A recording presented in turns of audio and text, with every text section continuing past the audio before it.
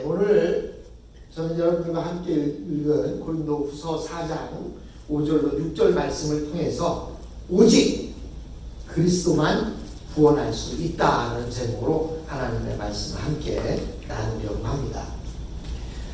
오늘날 한국에서는요, 오늘날 시대가 자기 PR 시대다 이렇게 말합니다. PR이라는 말은 Public Relation이라는 그 단어의 약자로 사용되고 있는데요, 한국에서는 이 말의 뜻을 이렇게 정의합니다. 자기 PR 시대라는 얘기는 자기가 피할 것은 피하고 알릴 것은 알린다. 즉 내 자신의 부족한 부분이나 약점들은 감추고 내 잘난 부분만 이야기한다. 그래서 그것을 보고 자기 PR 시대다라고 이렇게 말을 합니다. 그런데요, 여러분, 예전이나 지금이나 할 것 없이 교회나 회사나 직장이나 어디든지 자기를 알리려는 노력을 합니다. 그래서 여러분, 1년에 한 번씩 있는 슈퍼볼 때 그 광고 영상이 15초 나가는 그 영상의 값이 천문학적인 숫자의 금액을 책정해서 광고비가 나간다고 합니다. 왜 그럴까요? 슈퍼볼 때 수많은 미국 사람들, 미국에 사는 거의 전부가 다 그 슈퍼볼 경기를 보기 때문에 그 경기를 보는 중간에 나오는 그 광고가 사람들의 뇌 속에 각인되어서 그만큼 그 광고로 인해서 효과를 보기 때문에, 더 많은 효과를 보기 때문에 이렇게 엄청난 비용을 들여서 광고를 한다고 합니다. 오늘 바울 선생님이 자기 자신을 광고하고 있는 것이 아니라 바울 선생님은 자기가 증거하는 것이 무엇인지에 대해서 오늘 본문을 통해서 말씀하고 있습니다. 우리가 우리를 전파하는 것이 아니다. 여기서 우리는 누구예요? 바로 바울 선생님과 그 전도에 나갔던 사람들, 선교에 나갔던 사람들이 우리가 우리를 전파하는 것이 아니라 오직 그리스도 예수의 주님 되신 것과 또 예수를 위하여 우리가 누구예요? 바울 선생님과 선교에 참여한 우리가 너희의 종된 것을 전파합니다. 어둠 데서 빛이 빛이라 하시던 그 하나님께서 예수 그리스도의 얼굴에 있는 하나님의 영광을 아는 빛을 우리의 마음에 비춰주셨다라고 이렇게 본문에 말씀하고 있습니다. 여러분, 이 마찬가지로 고린도 교회가 당시 사람들에게 자기 자신을 선전하기를 원했습니다. 고린도 교회를 선전하기를 원했어요. 근데 여러분, 오늘 우리가 우리 교회를 선전한다면 뭐라고 말할까요? 아마도 우리 교회는 루이지안에서 가장 오래된 한인교회다. 아마 이것을 얘기할 것 같아요. 근데요, 어떤 교회는 우리 교회는 가장 아름다운 성전을 가지고 있다. 우리 교회는 박사학위를 가지고 있는 아주 유명한 TV에 나오는 목사가, 담임 목사가 있다. 우리 교회 성도들 가운데 한 사람은 사회적으로 저명한 알아주는 사람이다. 또 어떤 사람은 이야기하기를 저 사람은 우리나라에서 가장 돈이 많은 사람 중에 한 사람이다. 뭐 이런 것들을 이렇게 드러내놓고 광고를 할 것 같습니다. 고린도 교회가 바로 그런 교회였어요. 이 고린도 교회는 어떤 한 사람, 즉 지도자를 중심으로 해서 모이기를 좋아하고 그 사람을 내세웠던 것입니다. 그러나 바울은 자기 자신을 드러내지 않고 오직 사람을 치료하시고 사람을 구원하신 분이 누구시냐? 그분이 바로 예수 그리스도다라고 예수 그리스도를 자랑하고 있습니다. 바울 선생님은 그 교회의 예배당이 아름다운 것을 자랑한 것이 아니고 그 교회에 있는 지도자가 능력 있는 지도자임을 자랑하는 것도 아니고 또 교회의 성도 가운데 능력 있는 성도가 있음을 자랑하는 것이 아니라 바울 선생님은 누구를 자랑하고 있다고요? 바로 예수 그리스도를 자랑하고 있습니다. 여러분, 침례 요한은요, 자기 스스로를 뭐라고 얘기했냐면 신랑과 신부를 중매하는 신랑의 친구라고 자기를 소개하고 있습니다. 여러분, 신랑의 친구는 신랑이 아닙니다. 제가 미국에 와서 결혼식을 보면서 좀 의아하게 생각하는 것이 있었어요. 한국에서는 결혼식에는 신랑이 턱시도나 멋진 결혼식 예복을 입고, 그리고 신부만 드레스를 입고 면사포를 쓰고 식장에 들어옵니다. 근데 저는 처음 미국 결혼식에 와보니까 누가 신랑인지 누가 신부인지 구별이 안 되는 거예요. 왜냐하면 신랑 친구들이 똑같은 복장을 입고 4명, 5명 줄줄이 서 있고, 신부 친구들도 똑같은 복장을 하고 그렇게 서 있는 거예요. 들러리로. 야, 이렇게 되면 신랑 신부가 돋보이기보다는 그 중에 다른 사람들이 더 멋있어 보일 수도 있겠다라는 생각이 듭니다. 근데 한국에는 왜 신랑 신부만 그렇게 면사포를 쓰고 멋진 옷을 입느냐? 그들을 많이 돋보여야 하기 때문입니다. 즉, 침례 요한은 이야기하기를 나는 신랑이 아니다. 나는 신랑의 친구로서 신랑을 돋보이게 하고 중매서기 위해 온 것이다 라고 이렇게 말합니다. 매우 가끔 한국에 눈치 없는 신랑 친구가 두 사람만이 가야 하는 허니문 여행에 따라 나서는 경우가 있어요. 그래서 신랑 신부의 그 첫날 밤을 망치게 하는 경우도 있습니다. 근데 미국은 그 한국의 상황과 많이 다른 것 같습니다.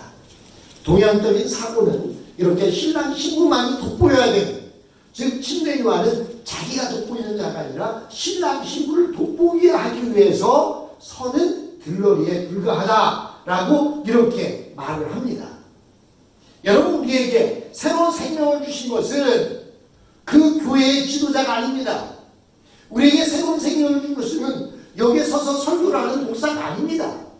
우리에게 새로운 생명을 주신 것은 교회의 잘난 건물이 아닙니다. 우리에게 새로운 생명을 주신 분은 오직 예수 그리스도이십니다. 교회는 사람들의 필요를 전부 다 채워줄 수 없습니다. 돈이 필요하다고 해서 돈을 주거나 병들었다고 해서 교회가 바로 그들을 고쳐주지 못합니다. 결혼하지 못한 사람을 위해서 결혼 상담소를 꾸미는 것도 아닙니다.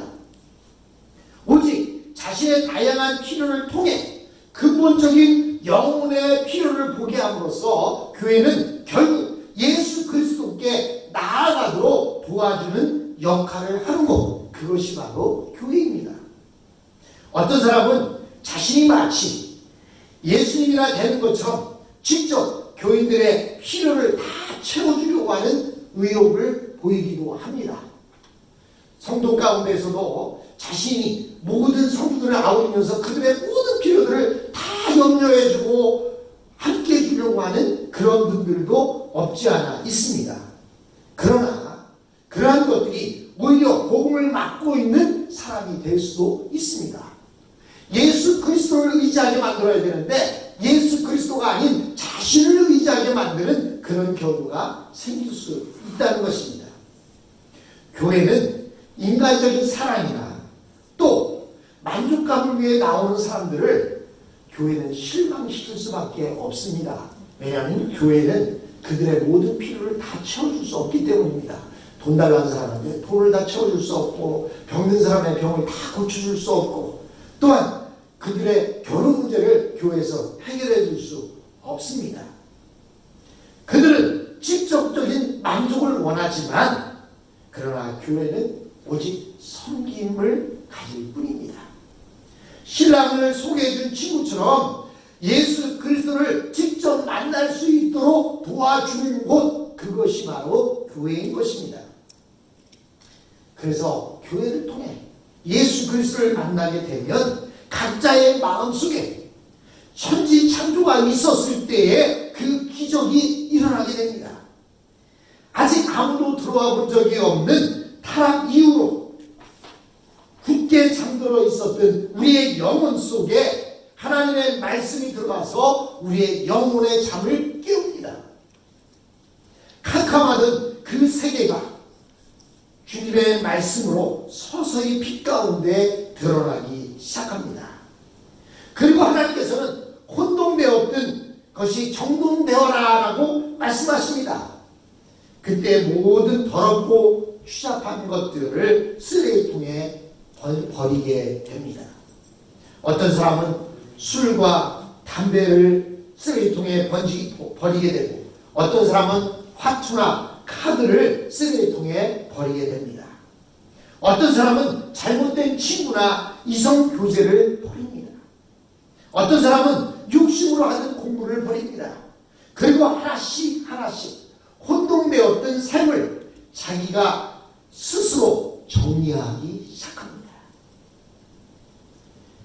모든 정리가 끝난 후에는 새로운 목표를 찾기를 원하며 아직도 어둡고 혼란스러운 부분이 있으면 더 환한 진리를 원하게 됩니다. 그 다음으로 악한 마귀가 다시 마음을 혼란스럽게 못하도록 악한 마귀로부터 마음의 문을 닫습니다. 그러면서 그는 매일매일 하나님만을 바라봅니다. 이 세상 어느 것도 하나님을 만나는 그 기쁨을 대신할 수 없습니다. 그는 세상적으로 부족한 것이 있으면 부족한 대로 감사하며 살아갑니다. 새로운 욕심이 하나님과의 관계를 단절시킬까 두렵기 때문입니다. 하나님이 주신 것이 아니면 아무것도 가지려고 하지 않습니다. 그의 마음은 이미 천국인 것입니다. 신라곤, 즉 낙원을 잃어버린, 즐거움을 잃어버린 곳이 아니라 복락원, 즐거움의 복을 누리는 곳이 되어지게 됩니다. 어떻게 이렇게 할 수 있느냐? 그것은 바로 복음으로 인해서 그렇게 할 수 있는 것입니다. 여러분, 복음이란 무엇입니까? 말 그대로 복된 소식이라는 말입니다. 바로 예수 그리스도가 복음입니다. 예수 그리스도가 복음이라는 얘기는 예수님이 그리스도이십니다 라는 말입니다. 즉 예수가 우리를 구원할 구원자이시다, 또 주님이시다, 이런 말입니다. 그것을 고백하는 것, 그것이 바로 복음입니다. 나를 구원하신 분이며 나의 전부입니다 라고 고백하는 것, 그것이 바로 복음인 것입니다. 여러분, 예수님을 나의 구원자로 믿으십니까? 그렇다면 우리는 복음을 받아들이는 사람들입니다. 그렇다면 이렇게 복음을 받아들이는 사람은 어떤 삶을 살아야 합니까? 바로 증인의 삶을 살아야 하는 것입니다. 여러분, 재판정에 가면요, 판사가 있습니다. 그리고요, 그 죄를 낱낱이 드러내는 검사가 있어요. 그리고 또 한 사람이 있는데 누가 있어요? 죄인을 대신해서 변호해주는 변호사가 있습니다. 그리고 죄인이 있습니다. 그런데요, 그 가운데 또 한 사람이 있어요. 그 사람이 뭐냐면 바로 증인이라는 사람입니다. 윈니스라고 하는 사람이에요. 이 사람이 죄를 짓지 않았습니다. 이 사람은 이런 것을 나는 보았습니다라고 말하는 사람, 그 증인이 있습니다.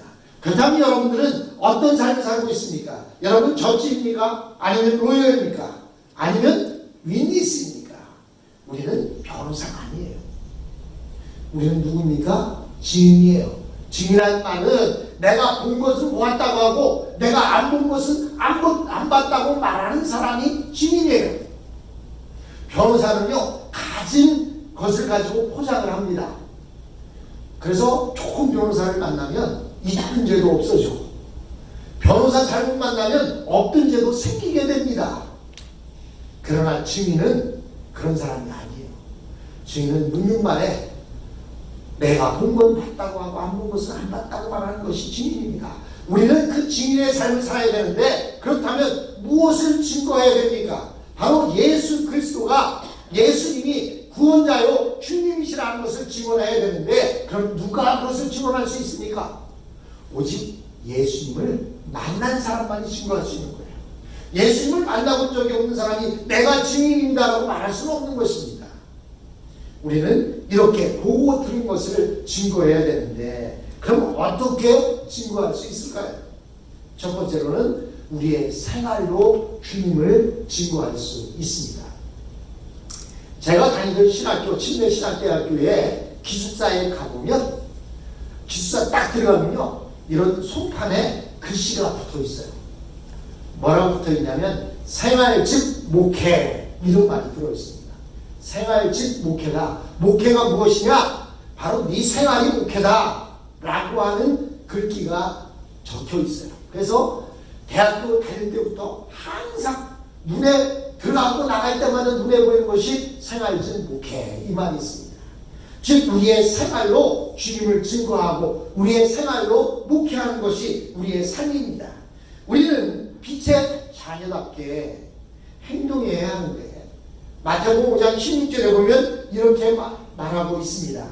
이같이 너희 빛을 사람 앞에 비치게 하여 저희로 너의 착한 행실을 보고 하늘에 계신 너희 아버지께 영광을 돌리게 하라.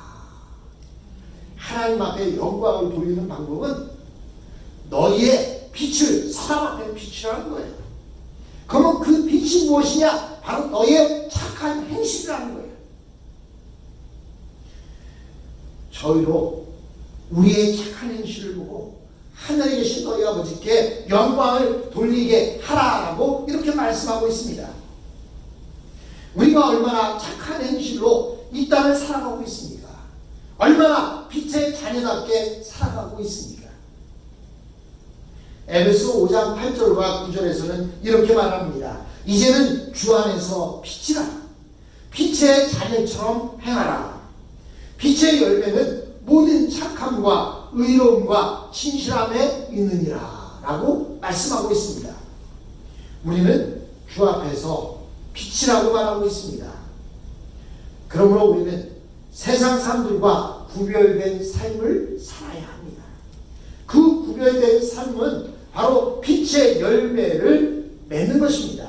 빛의 열매는 모든 착함과 또 의로움과 진실함에 있다라고 이렇게 말하고 있습니다. 여러분, 우리가 얼마나 이 땅을 착하게 살아가고 있습니까? 의롭게 살아가고 있습니까? 또 진실하게 살아가고 있습니까? 우리는 빛의 열매를 맺어야 되는데 바로 착함과 의로움과 진실함의 열매를 맺어야 합니다. 그러기 위해서는 우리의 행동이 변화되어야 합니다. 두 번째로 증거의 삶, 증인의 삶을 살려고 하면 우리의 말이 변해야 됩니다.